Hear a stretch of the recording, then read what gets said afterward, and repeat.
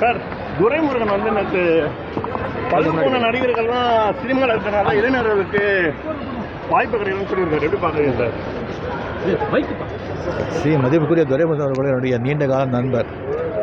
அவர் எனக்கு ரொம்ப பிடிக்கும். அவர் என்ன சொன்னாலும் இதுக்கு வருத்தம் கிடையாது. நம்ம நட்பு எப்போவுமே தொடரும்.